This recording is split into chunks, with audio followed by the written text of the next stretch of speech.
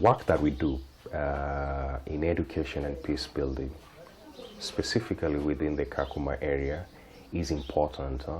Why for World Vision it's important is because of the sole reason that, and it's an aspect of our extension to our mission and vision, and we exist because of the child.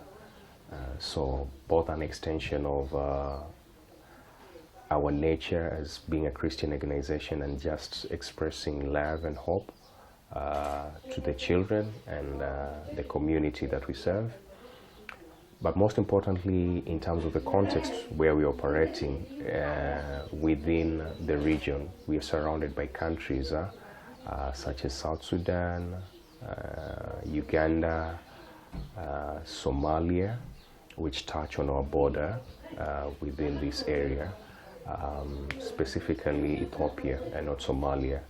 And we have some resource conflicts that actually happen between the tribes that are on the other nations and also in our country nation here. This is Njeru Peace Club. I support the project called ECAP, Empowering Children as Peace Builders, based in the Kakuma refugee program. The project ostensibly takes children and puts them at the center of conflict resolution. As you know, Kakuma refugee camp is the biggest refugee camp we have among this part of the world, and we have a lot of nationalities. They come because of various reasons, war and conflict, and all those issues, they come with them at the camp. These issues affect children. Now, we take children and put them at the center of conflict resolution. How do we do that? The project does that through the implementation of the Peace Road curriculum, which is a life skills program implemented in schools for 8 months. It takes an average of 8 months to implement a 6-module program. So we use that life skills development program to try and impact on positive life skills on our children within the camp, the refugee camp, and the host community. I'm a teacher in Kalibay Settlement Primary School. I'm a Peace Club patron.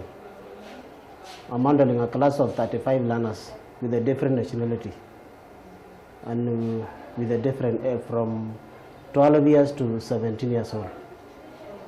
So, before Peace Club or before World Vision has come inside to handle Peace Club, there was a lot of problem in school, even in community. But when World Vision come in to teach a Peace Club, we have saw a lot of changes with our learners, not even a Peace Club learners, but we have saw some changes within the entire school. According to me, Peace Club has changed many things in this school or me myself, because before, when I didn't join Peace Club, I was like disobedient sometimes to my parents, to my friends, and I could not manage my anger sometimes. When somebody do something to me, I was ready to fight with him or her. But when I joined Peace Club, I was taught about self-esteem, how to control their anger, so now I know something. I can't fight anymore. It's important to involve children in conflict resolution mechanisms for various reasons. Majorly, one, the background of the organization itself. World Vision is a child-focused organization. So we base all our interventions to the child. I would like to say thanks to World Vision, because since they brought this curriculum to us, it has really mentored our peoples in our school, and it has really also mentored us as teachers, whereby we are able to produce good results, and we are able also to be counted somewhere. Secondly, when you come to the camp, children coming from the various communities that they come from, children are still developing.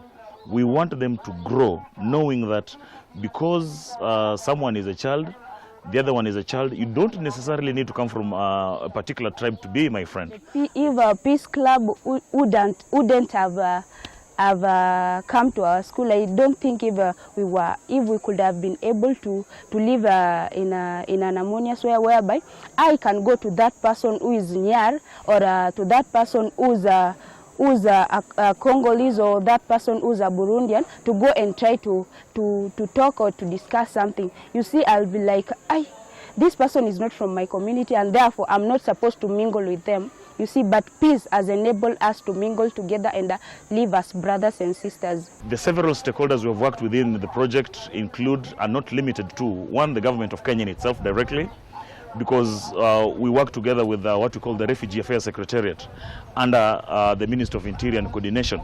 They coordinate all the camp activities within Kakuma. And then, being that we implement our projects in schools, we work with the Ministry of Education. They give us the support through providing for us teachers, giving us and guiding us on the implementation and the curriculum that we need to work with teachers. And then we go to what we call the other agencies led by the UNHCR. The key outcomes that the project deals with, we have 3 key outcomes. Outcome number 1, develop their skills through implementation of the Peace Road curriculum.